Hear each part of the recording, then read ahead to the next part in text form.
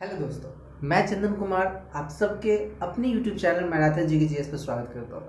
दोस्तों, आज हम लोग संविधान की कड़ी की एक ऐसी बेहतरीन वीडियो लेके आए हैं जो आने वाले हर एग्जाम के लिए बहुत ही महत्वपूर्ण है।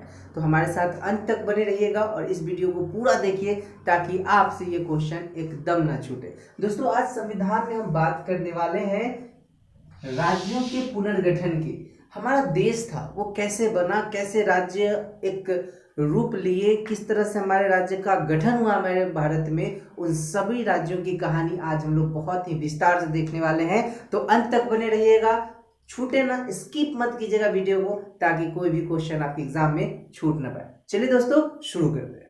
दोस्तों, बात अगर हम करें भारत के राज्यों की कि राज्यों का पुनर्गठन कैसे हुआ, तो इससे पहले दोस्तों हमें यह पता करना होगा कि जब हम गुलाम थे, यानी जब हमारे ऊपर अंग्रेजों का शासन था, तब कैसे हमारा राज्य था, किस तरह से हमारे देश में राज्य बने हुए थे, उस पर अगर हम बात करें तो आपको बता दूं एक छोटी सी बात याद रखना कि जिस समय हम गुलाम थे, यानी जब हमारे यहाँ अंग्रेजों का शासन चल रहा था, तो हमारा पूरा भारत उस समय कैटेगराइज था 4 भागों में। अगर हिंदी में कहे तो भाग क, ख, ग और घ, और अगर अंग्रेजी में कहे तो part A, part B, part C and part D. इन 4 पार्टों में जो था वो पूरा भारत डिवाइडेड था। इन चारों पार्टों में अगर हम स्टेट की संख्या देखें तो पार्ट ए में दोस्तों याद रखना, थोड़ा सा जानकारी ले लो फिर मैं इस टॉपिक पे लेके चलूंगा आपको। जो पार्ट ए था हमारे देश में, इसमें कुल 9 राज्य थे। जो पार्ट बी था हमारे देश में, उसमें भी कुल 9 राज्य थे। जो पार्ट सी था हमारे यहाँ, उसमें कुल 10 थे। और जो पार्ट डी था हमारे यहाँ, उसमें एक यूटीज यानी केंद्र शासित प्रदेश था जो अंडमान निकोबार था। तो इस तरह से अगर हम देखें तो हमारे यहाँ पार्ट ए, बी, सी और डी, इन भागों में पूरे देश बटे हुए थे। जिसमें अगर पार्ट ए में तो असम, बिहार, बम्बे, मध्य प्रदेश, उड़ीसा, उत्तर प्रदेश, इस तरह के राज्यों का संग्रह था पार्ट ए। पार्ट बी की बात करें तो हैदराबाद, जम्मू कश्मीर, मैसूर, इस तरह के प्रांतों का संग्रह था पार्ट बी। पार्ट सी की बात करें तो हिमाचल प्रदेश, मणिपुर, त्रिपुरा, अजमेर, इस तरह के राज्यों का जो संग्रह था वो पार्ट सी था। और पार्ट डी की बात करें तो वहां पर था अंडमान निकोबार, एक आइसलैंड था जो उस समय केंद्र शासित प्रदेश हुआ करता था। तो ये कहानी थी उस समय की जब हम भारत में अंग्रेजों का शासन था, जब हमारा ब्रिटिश भारत होता था। अब बात करें, हमने बहुत बड़ी लड़ाई लड़ी, बहुत सारे आंदोलन किए, तब जाकर के हमारा देश जो है वो आज़ाद हुआ। इन आज़ादी के उपरांत बहुत सारे लोगों ने मतलब इतना सहयोग, इतना योगदान दिया जिसका कोई गणना नहीं किया जा सकता, जिसके लिए कोई शब्द नहीं बना हुआ है। इसी आज़ादी के उपरांत क्या हुआ कि लोगों ने अपने लिए एक नए नए राज्यों का डिमांड करना शुरू कर दिया और वो आधार बना भाषा का। ठीक है, यानी भाषा के आधार पर जो है वो राज्यों का डिमांड करना स्टार्ट कर दिया लोगों ने। अब भाषा के आधार पर जब डिमांड हुआ तो जो हमारी उस समय सरकार थी, जो हमारी भारत सरकार थी, उन्होंने क्या किया कि इसके लिए एक कमेटी का गठन किया, एक कमीशन बनाई। उस कमीशन को हम लोग धर कमीशन के नाम से जानते हैं। ठीक है, क्या कहते हैं? धर कमीशन। यह धर कमीशन जो बना तो इनको ये काम दिया गया कि आप पूरा तरह से एनालाइज करके बताइए कि क्या भाषा के आधार पर राज्यों का गठन उचित है या अनुचित है, अच्छा होगा कि नहीं होगा। तो इस कमेटी ने अपना जो एक रिपोर्ट दिया उसमें यह कहा कि नहीं, भाषा के आधार पर राज्यों का गठन नहीं होना चाहिए। क्यों? इन्होंने एक आधार यह बताया कि अगर भाषा के आधार पर गठन हुआ तो हमारे यहाँ हजारों भाषाएं बोली जाती है, फिर लोगों के बीच एक अलग ही युद्ध छिड़ जाएगा कि हमारा पर्सनल स्टेट होना चाहिए। तो इस तरह से इन्होंने एक सुझाव दिया हमारे देश की सरकार को। यह सुझाव था कि प्रशासनिक के आधार पर, जो प्रशासन था उसके आधार पर हम राज्यों का गठन करते हैं। जैसे कि बम्बई एक बहुत बड़ा प्रांत था, बंगाल एक बहुत बड़ा प्रांत था, तो वहाँ पर प्रशासन का क्या आधार होना चाहिए, तो उस आधार से हम राज्य का गठन कर सकते थे।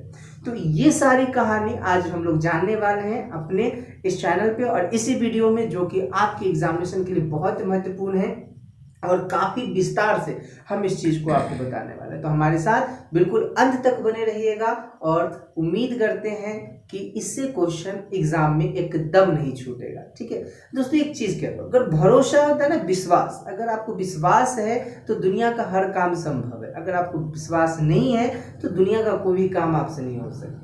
अगर आप मुझ पे बिलीव करते हो ना कि मैं आपको जो जानकारी दे रहा हूँ इससे आप अच्छा मार्क्स ला सकते हो, अच्छे से क्वेश्चन बना सकते हो, तो दुनिया का कोई ताकत सीखने से नहीं रोक सकता। लेकिन अगर मुझ पे आपको विश्वास नहीं होगा तो फिर चीज़ों को मैं कितना भी डिटेल, कितना भी विस्तार से बता दूं, वो आपके पल्ले नहीं पड़ने वाला है ना। इसलिए बिलीव बना के रखें, विश्वास बना के रखें, जो आपको बताया जा रहा है वो वाकई में 100% आने वाला क्वेश्चन ही बताया जा रहा है। चलिए तो देखते हैं इस कहानी को।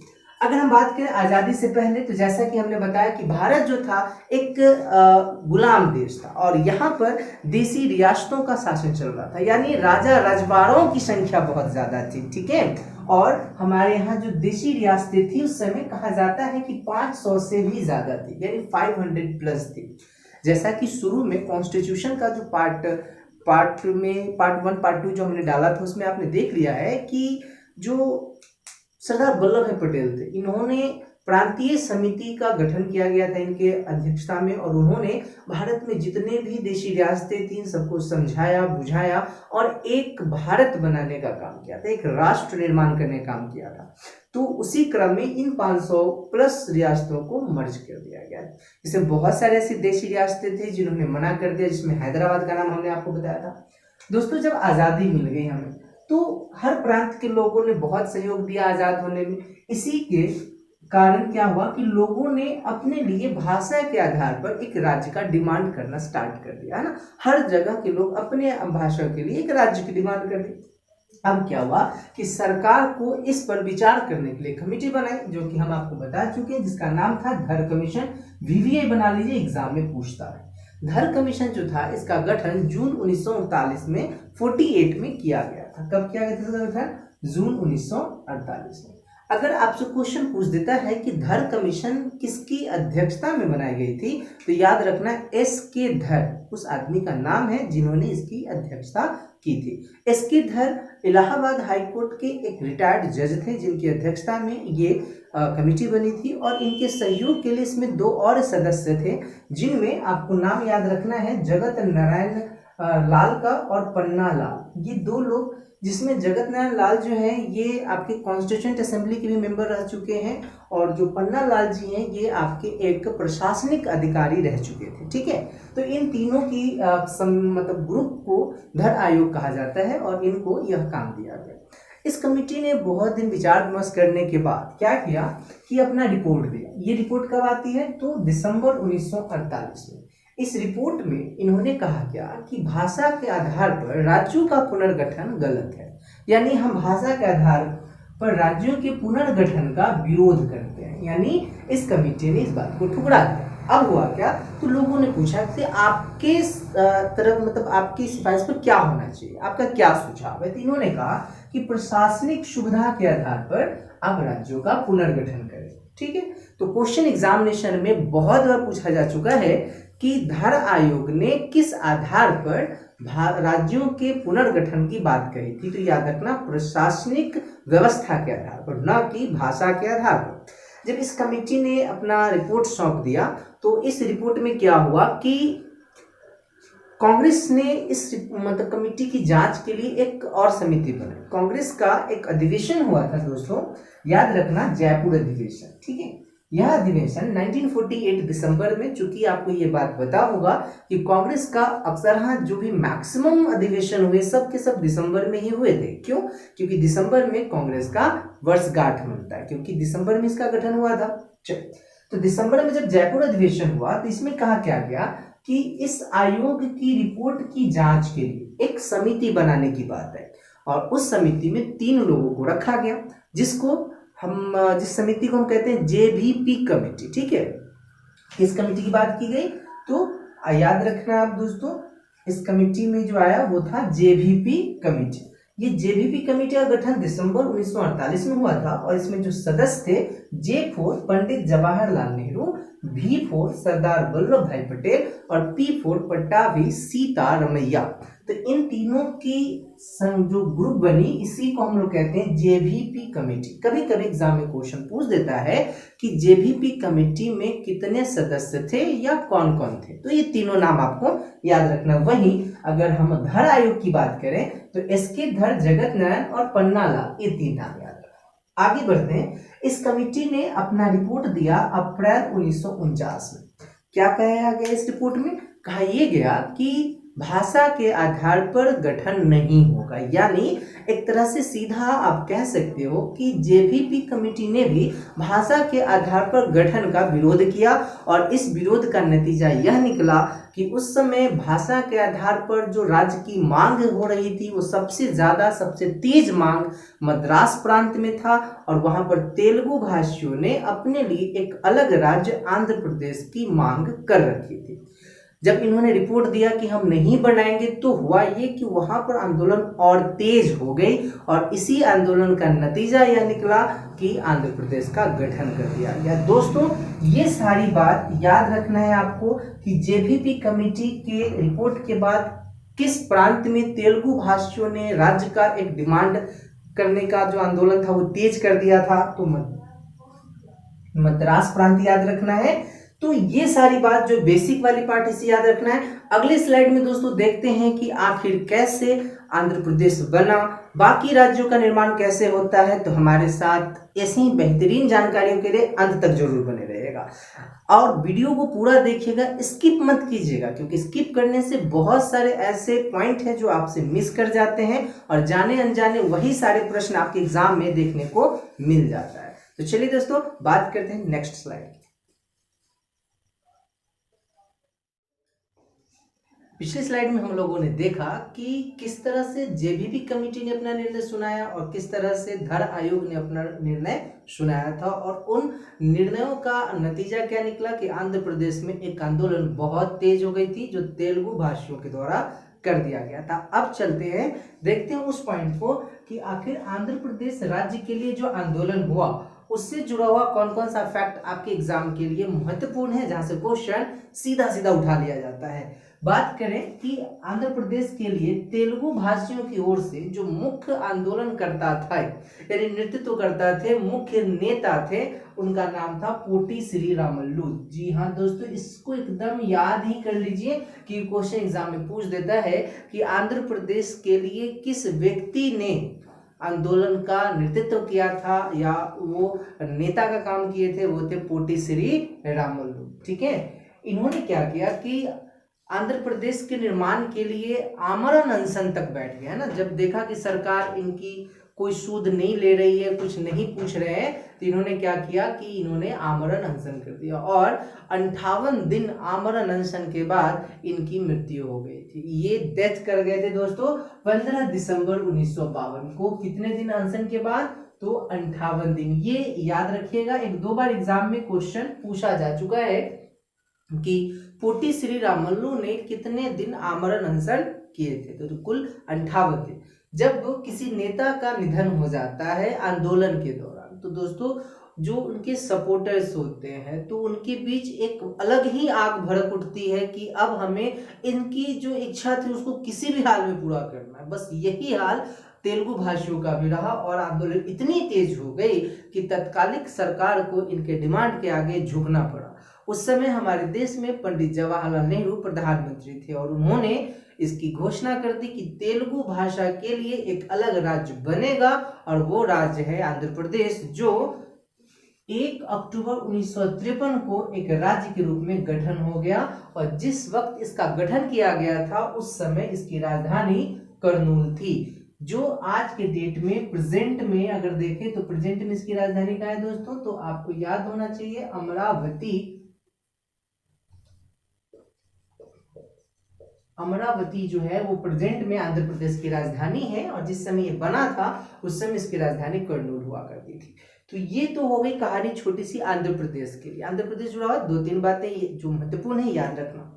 हुआ ये कि जब आंध्र प्रदेश राज्य का भाषा के आधार पर गठन की बात होने लगी थी तो उसी वक्त राज्य पुनर्गठन आयोग का निर्माण किया गया। सरकार ने देखा कि अब नहीं संभलने वाला है स्थिति, तो राज्य पुनर्गठन आयोग का निर्माण किया गया और इसका गठन जो है वो 1953 में किया गया था। दोस्तों इसका जो अध्यक्ष था, ये बहुत बार एग्जाम में पूछा गया, क्वेश्चन सीधा सीधा उठा लिया जाता है कि राज्य पुनर्गठन आयोग के अध्यक्ष कौन थे, तो फजल अली करके नाम याद रखना है। फजल अली जो थे ये राज्य पुनर्गठन आयोग के अध्यक्ष थे और इनके सहयोग के लिए पंडित हृदयनाथ कुंजरू और सरदार के.एम. पनिक्कर इस सदस्य के रूप में थे। तो ये तीन लोगों का नाम एकदम दिमाग में सेट कर दीजिए। जो लोग पीएससी की तैयारी करते हैं उनके लिए बहुत महत्वपूर्ण है। लगातार क्वेश्चन एग्जाम में पूछ देता है कि राज्य पुनर्गठन आयोग के कौन कौन मेंबर थे, कौन नहीं थे, कौन कौन मेंबरों के निर्णय से राज्यों का गठन का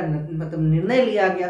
तो इस तरह के क्वेश्चन अक्सर देखने को मिल जाता है। जब ये 1953 में जब ये कमेटी बनी, ये आयोग बना, तो इन्होंने जो रिपोर्ट सौंपा वो सौंपा था 30 दिसंबर 1955 को और इन्हीं की रिपोर्ट के अनुसार भारत में राज्य बनाने का निर्माण शुरू कर दिया गया था। दोस्तों एक बात जो मैंने शुरू में बताया था कि जब हम गुलाम थे, ब्रिटिश प्रांत में थे हम लोग, तो उस समय हमारे देश में 4 प्रकार के राज्य बटे हुए थे, जिसमें part A, B, C, D. इन चारों पार्टों को दोस्तों देखो यहाँ चारों श्रेणी जो क ख ग था उसको 1956 में समाप्त कर दिया गया था, क्योंकि हमारे यहाँ राज्य पुनर्गठन आयोग काम करना शुरू कर दिया था। अगर हम बात करें इस राज्य पुनर्गठन अधिनियम की, तो ये जुलाई 1956 में पास किया गया था और इसके तहत जो क ख ग घ कैटेगरी के स्टेट हुआ करते थे उसको राज्य का दर्जा दे दिया गया। और कुल मिलाकर के हमारे यहाँ तब में, यानी कब की बात कर रहे हैं, जुलाई 1956 की बात कर रहे हैं, उस समय हमारे देश में 14 राज्य और 6 केंद्र शासित प्रदेश का निर्माण किया गया था। इन सब के नाम हम लोग अगले स्लाइड में देखने वाले हैं, तो हमारे साथ बने रहिए। चलिए अगर स्क्रीनशॉट लेना चाहते हैं तो ले लीजिए। मिलते हैं नेक्स्ट स्लाइड में। दोस्तों आप लोगों के लिए एक बहुत महत्वपूर्ण सूचना है। दोस्तों हम लोगों के YouTube चैनल का एक फेसबुक ग्रुप है, marathon GKGS YouTube family group. आप लोगों से रिक्वेस्ट है कि आप इस ग्रुप को ज्वाइन करें। ये ग्रुप जो Facebook marathon GKGS YouTube family group है, आप फेसबुक पर जाएं, जो सर्च बार उसमें टाइप करें, आपको ये ग्रुप मिल जाएगा और आप सब के सब ज्वाइन करें। फायदा ये है इस ग्रुप में जुड़ने का कि जितनी भी चैप्टर हम आपको यहाँ यूट्यूब पर करा रहे हैं, हर चैप्टर का क्विज हर रोज वहाँ पर जो है रात के 9 बजे किया जाता है और ये पर डे होता है, तो आपका एक अच्छा खासा रिवीजन हो जाएगा। तो ग्रुप को ज्वाइन करना ना भूलें, जरूर से जरूर ज्वाइन करें। चलिए दोस्तों बात करते हैं आगे की। ठीक है दोस्तों, 1956 की अगर बात करें हम, तो जो 14 राज्य और 6 केंद्र शासित प्रदेश थे वो कौन कौन थे, तो यहाँ मैंने मेंशन कर दिया, आपको परेशान होने की जरूरत नहीं है। जो 14 राज्य थे उस समय जो बने, वो 14 राज्य में आंध्र प्रदेश, असम, बिहार, बम्बई, जम्मू कश्मीर, केरला, मध्य प्रदेश, मद्रास, मैसूर, उड़ीसा, पंजाब, यूपी, वेस्ट बंगाल और राजस्थान। तो ये 14 राज्य बनाए गए थे 1956 पुनर्गठन के तहत और ये इधर हो गए आपके 6 केंद्र शासित प्रदेश। 6 केंद्र शासित प्रदेश।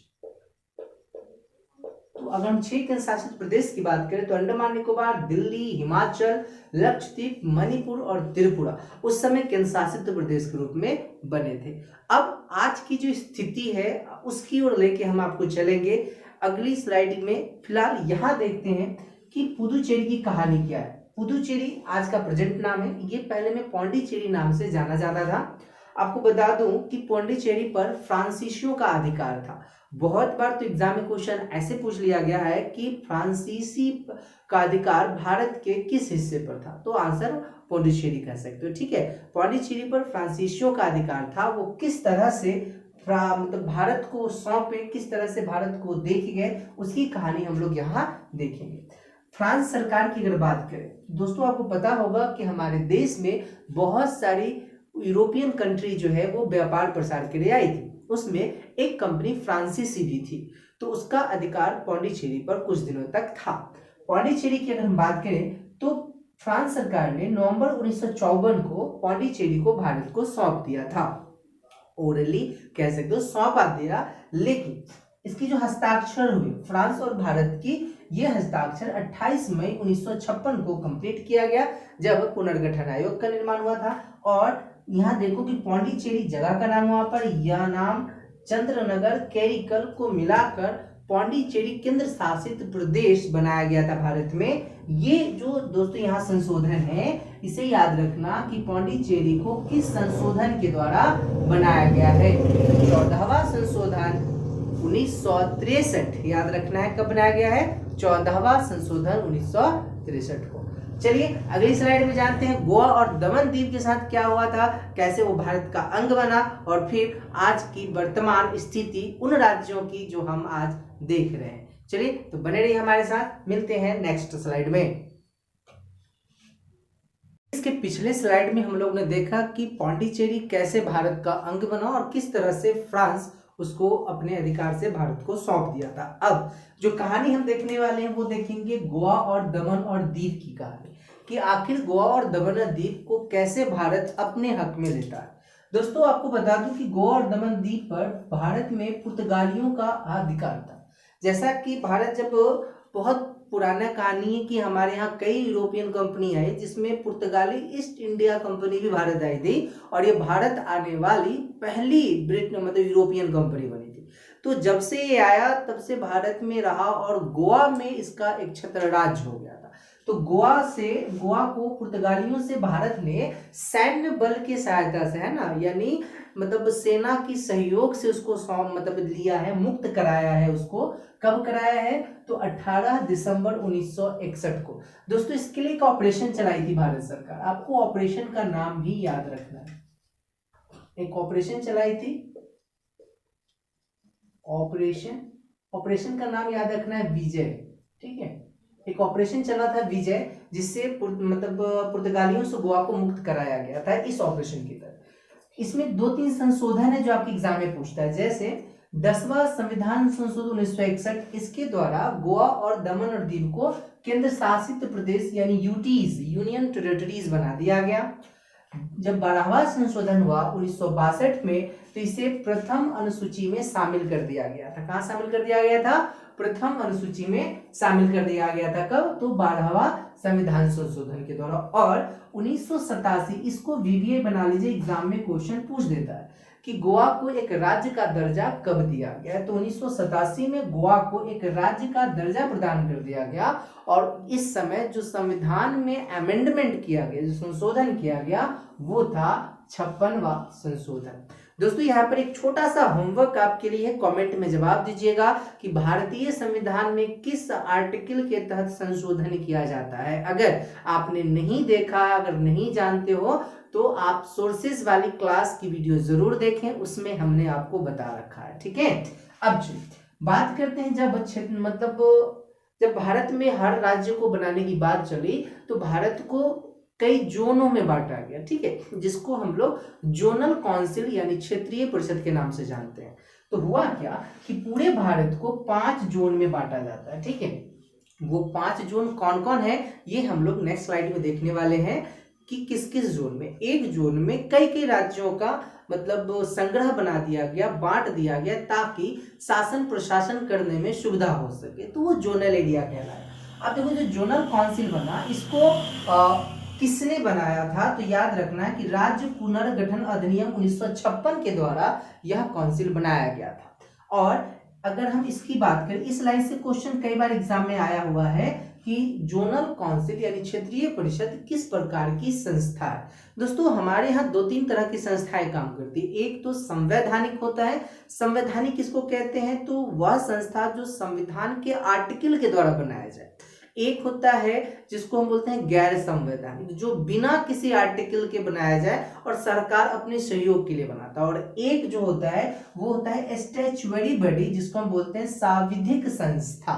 ये क्या होता है, तो सरकार द्वारा बनाए गए किसी अधिनियम के द्वारा अगर कोई संस्था बनाया जाता है तो उसे बोलते हैं सांविधिक संस्था।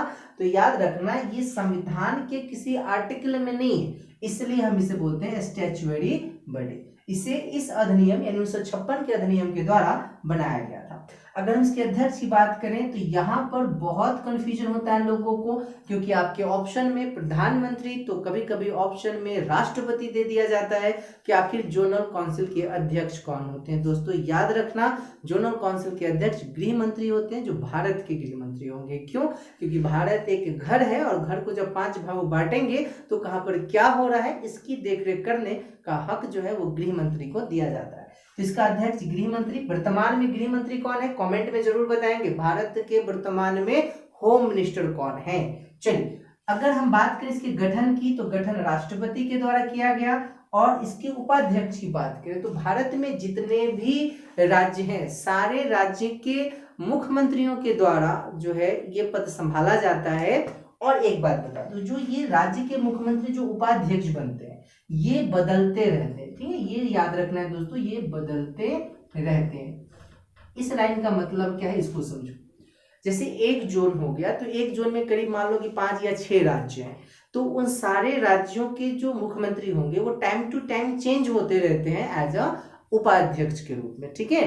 तो ये बदलते रहते हैं और इसका काम क्या है, तो केंद्र सरकार और राज्य सरकार के बीच जो रिलेशनशिप होता है उसे बेटर करना, उसे अच्छे ढंग से निभाना, ये काम जोनल काउंसिल का होता है। कौन कौन है वो जोनल काउंसिल 5, ये देखिए अगले स्लाइड में। तो हमारे साथ बने रहिए दोस्तों। वीडियो थोड़ी सी बड़ी हो रही है, थोड़ा सा बड़ा होगा तो चिंता मत करना, चूंकि काफी डिटेल और काफी कॉन्सेप्ट लेकर चीजों को चला जा रहा है, तो थोड़ा सा समय आपको देना पड़ेगा समझने के लिए, पेशेंस हमें चाहिए। चलिए मिलते हैं नेक्स्ट स्लाइड। चलिए देखते हैं कि आखिर जो जोनल काउंसिल है वो कौन कौन है हमारे यहाँ। तो जोनल काउंसिल की संख्या अगर आपसे एग्जाम में पूछता है तो याद रखना कि 5 जोनल काउंसिल, यानी पूरे भारत को 5 जोन में बांटा गया है। कौन कौन है, तो पहला जो है वो है उत्तरी क्षेत्रीय परिषद यानी नॉर्थ जोनल काउंसिल। इसकी अगर हेडक्वार्टर की बात करें, ये हेडक्वार्टर को हिंदी में हम लोग मुख्यालय कहते हैं, और हेडक्वार्टर की बात करें तो इसकी हेडक्वार्टर जो है वो नई दिल्ली में है। और भारत के कौन कौन से राज्य जो है वो इस जोन में पड़ते हैं, तो याद रखना है हिमाचल प्रदेश, राजस्थान, पंजाब, हरियाणा, जम्मू कश्मीर, चंडीगढ़, दिल्ली और लद्दाख, है ना। चूंकि लद्दाख को भी शामिल कर लिया गया है क्योंकि लद्दाख हमारे यहाँ आज के डेट में एक केंद्र शासित प्रदेश बन चुका है। तो ये कुल मिलाकर के उत्तरी जोन में पड़ने वाले राज्य हैं, ठीक है। अगर हम दूसरी बात करें, दूसरा है हमारा मध्यवर्ती क्षेत्रीय जोन, जिसे हम सेंट्रल जोनल ऑफिस के नाम से जानते हैं, ठीक है दोस्तों। इसका हेडक्वार्टर इलाहाबाद में है। और भारत के कौन कौन राज्य इस जोन में आते हैं, तो उत्तराखंड, यूपी, मध्य प्रदेश, छत्तीसगढ़, मात्र 4 राज्य जो है वो आपके मध्य जोन में आते हैं, ठीक है। आगे अगर बात करें तो अगला है हमारा पूर्वी क्षेत्रीय जोन। पूर्वी क्षेत्रीय जोन का मतलब होता है ईस्ट जोनल काउंसिल। इसका हेडक्वार्टर देखो दोस्तों कोलकाता। जितनी भी जोनल काउंसिल है उनकी हेडक्वार्टर जरूर याद रखेंगे, क्योंकि आपके एग्जाम में हेडक्वार्टर से क्वेश्चन पूछा जाता है, ठीक है। आखिर इसमें कौन कौन आता है, तो याद रखना दोस्तों ये एक ऐसा जोन है जिसमें भारत के सबसे ज्यादा स्टेट और यूटीज को शामिल किया गया, ठीक है। तो यहाँ पर देखिए इसका हेडक्वार्टर तो कोलकाता, याद रखना कौन कौन स्टेट इसमें आते हैं, तो बिहार, वेस्ट बंगाल, उड़ीसा, झारखंड, असम, सिक्किम, मणिपुर, त्रिपुरा, मेघालय, नागालैंड, अरुणाचल प्रदेश और मिजोरम, यानी इतने ज्यादा स्टेट आपके इस जोन में रखे गए हैं। और अगर हम बात करें बाकी के जोन की, तो अगला जोन आपका इधर है जिसको हम बोलते हैं पश्चिमी क्षेत्रीय जोन यानी वेस्ट जोनल काउंसिल। इसका हेडक्वार्टर दोस्तों मुंबई में पड़ता है। क्योंकि आपको पता होना चाहिए कि जो हेडक्वार्टर है मुंबई जो है वो पश्चिम में, हेडक्वार्टर है वहां का। और इसमें कौन कौन से स्टेट आते हैं, तो इसमें गुजरात आता है, महाराष्ट्र आता है, गोवा आता है, दमन और दीव आता है और दादर नगर हवेली आता है। तो ये सारे राज्य आपके पश्चिमी जोन में आ जाते हैं। और अगर हम दक्षिणी जोन यानी 5वीं जोन की बात करें तो इसका हेडक्वार्टर चेन्नई, और इसमें दक्षिण भारत के राज्यों को शामिल किया गया है, जिसमें आंध्र प्रदेश, तेलंगाना, केरला, कर्नाटका, तमिलनाडु और पुदुचेरी जैसे राज्यों को रखा गया। पुदुचेरी एज ए यूटीज है। तो ये तमाम पूरे भारत को इतने जोनल एरियाज में शामिल कर लिया गया, ठीक है दोस्तों। चलिए और इस वीडियो की आखिरी स्लाइड अब आपके सामने में आने वाला है, जिसमें हम भारत के तमाम राज्यों और उसके स्थापना की कहानी और कब हुई थी उसकी स्थापना, वो डेट और ईयर देखते हैं। चलिए तो बने रहिए हमारे साथ। दोस्तों देखते हैं भारत के राज्य जो है आज की डेट में वर्तमान स्थिति, इन राज्यों का निर्माण कब कब हुआ है, वो डेट आपके लिए बहुत महत्वपूर्ण है। तो इस स्लाइड को अच्छे से और थोड़ा सा ध्यान से देख लीजिएगा और याद करने की कोशिश कीजिएगा, ठीक है। चलिए दोस्तों, बात कर रहे थे, अगर हम 1956 की बात करें तो 14 स्टेट और प्लस 6 केंद्र शासित प्रदेश थे, ये तो याद ही है आपको। अब चलते बात करें 15वें राज्य से बात करें तो आपको पता है कि हमारे देश में बंबई उस समय एक प्रांत हुआ करता था, बहुत बड़ा प्रांत था। तो उस समय बंबई में जो है वो भाषाओं को लेकर के एक डिमांड होने लगा कि जो मराठी बोलते थे मराठी, उनके लिए महाराष्ट्र हो, और जो गुजरात बोलते हैं उनके लिए गुजराती के लिए गुजरात हो। तो इस झगड़ा लड़ाई के लेकर के क्या हुआ कि मराठी भाषा के लिए महाराष्ट्र और गुजराती के लिए गुजरात बना। दोस्तों 14 तो यहाँ था ही, तो गुजरात हमारे देश का 15वां राज्य बना। आखिर ये दोनों अलग कब हुआ है, तो दोनों का डेट याद रखना है आपको, 1 मई 1960, ठीक है। यानी अगर आपसे पूछे कि गुजरात की स्थापना कब हुई या महाराष्ट्र का कब, तो ये दोनों डेट आप याद रख सकते हो, 1 मई 1960। आगे नागालैंड, ये नागा आंदोलन हुआ था, असम से रिलेटेड है ये। तो नागालैंड 1 दिसंबर 1963 को भारत का 16वां राज्य बना था। आगे देखिए हरियाणा, फिर से पंजाब में झगड़ा और लड़ाई होने लगा पंजाब को लेकर के कि हिंदी भाषी के लिए एक अलग राज्य होना चाहिए, पंजाबी भाषा के लिए अलग होना चाहिए। तो पंजाबी के लिए पंजाब बना और हिंदी के लिए हरियाणा बना। तो हरियाणा जो है पंजाब से अलग हुआ है। और जैसा कि अपने चैनल पे राज्यों की पूरी डिटेल की एक वीडियो चल रही है, तो हर राज्य की पूरी कहानी बनने से लेकर के अब तक की पूरी कहानी आपको मिल जाएगा अपने चैनल पे। तो प्लेलिस्ट में जाइएगा और राज्यों के, भारत के राज्य महत्वपूर्ण तथ्यों के साथ ये शीर्षक मिल जाएगा आपको, इसे जरूर देखिएगा। हर राज्य की कहानी वहां पर आपको डिटेल में मिल जाएगा। अगर हम बात करें हरियाणा, तो हरियाणा 1 नवंबर 1966 को देश का 17वां राज्य बना। हिमाचल 25 जनवरी 1971 को 18वां राज्य बना। मणिपुर 21 जनवरी 1972 को 19वां राज्य। उसी साल देखिए 72 में ही त्रिपुरा उसी दिन 21 जनवरी को ही 20वां, और मेघालय उसी दिन 1972 में ही देश का 21वां राज्य बना था। तो इस तरह से अगर हम देखें 1972, तो 1972 में 3 राज्यों की स्थापना हुई थी, जिसमें मणिपुर, त्रिपुरा और मेघालय, तीनों याद रखना है आपको। आगे चले तो सिक्किम देश का 22वां राज्य बना, जो बना 26 अप्रैल 1975 को। ये कई बार एग्जाम में पूछ लिया गया, इसको भी बना लीजिए आप, कई बार एग्जामिनेशन में क्वेश्चन आ चुका है ये कि सिक्किम देश में राज्य का दर्जा कब मिला, तो 1975 में मिला। मिजोरम की बात करें तो 20 फरवरी 1987 को ये देश का 23वां राज्य बना था। बाकी के राज्यों की कहानी, अरुणाचल प्रदेश की बात करें तो ये 20 फरवरी 1987 को देश का 24वां राज्य बना। और अगर गोवा की बात करें, जिसकी बात हम लोग पीछे भी कर चुके हैं, 1987 में 30 मई को ये देश का 25वां राज्य बना था। कैसे गोवा भारत में आया, ये कहानी आपने पिछले स्लाइड में देखा है, तो उससे हम रिवाइज कर लेंगे।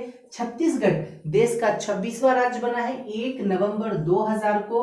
उसी साल 2000 को 2 और राज्य बने थे, जिसमें उत्तरांचल एक नाम था, जो आज के डेट में उत्तराखंड के नाम से जाना जाता है। दोस्तों पहले इसका नाम क्या था, उत्तरांचल, याद रखना है। अगर उत्तरांचल नाम से कोई क्वेश्चन पूछ दे तो उत्तरांचल नाम था पहले उत्तराखंड का। 2006 से, कब से, 2006 से इसका नाम उत्तराखंड हो गया। इसकी स्थापना कब हुई थी, 9 नवंबर 2000 को ये 27वां राज्य। और झारखंड बिहार से अलग होकर के 15 नवंबर 2000 को 28वां राज्य भारत का बन गया था। अगर हम बात करें सबसे नए राज्य की, तो वो है तेलंगाना, जो 2 जून 2014 को 29वां राज्य बना था। दोस्तों अगर हम बात करें 2014 के बाद की कहानी यानी 2019 की, तो आज के डेट में ये 28वां, ये 27वां, ये 26वां, ऐसे नंबर याद कर लो। क्यों? क्योंकि जम्मू कश्मीर जो एक राज्य हुआ करता था, उसे केंद्र शासित प्रदेश यूटीज बना दिया गया। कब? तो 31 अक्टूबर 2019 को हमारे देश में 2 नए केंद्र शासित प्रदेश बने, जम्मू कश्मीर और लद्दाख। इसके बाद चंडीगढ़ 1966 में हमारे देश में एक केंद्र शासित प्रदेश के रूप में बना दिया गया। तो ये हो गए राज्य पुनर्गठन से संबंधित जितने भी महत्वपूर्ण पॉइंट्स थे जो आपके एग्जाम में पूछे जा सकते हैं, चाहे आप एसएससी, रेलवे की तैयारी कर रहे हो या पीएससी की तैयारी कर रहे हो, किसी भी स्टेट एग्जाम की तैयारी कर रहे हो, तो आपके लिए ये वीडियो बहुत बहुत बहुत महत्वपूर्ण है। तो आप जरूर देखिएगा, शुरू से अंत तक देखिए और चैनल को सब्सक्राइब जरूर कर लीजिएगा ताकि ऐसे ही जानकारी भरा वीडियो आप तक पहुंचती रहे। और वीडियो को लाइक और अपने दोस्तों के बीच फैला जरूर दीजिएगा। दोस्तों बेल आइकन जरूर बजा देंगे ताकि न्यू वीडियो की नोटिफिकेशन आप तक मिलती रहे। चलिए मिलते हैं अगली वीडियो में एक नए टॉपिक के साथ। धन्यवाद, थैंक यू।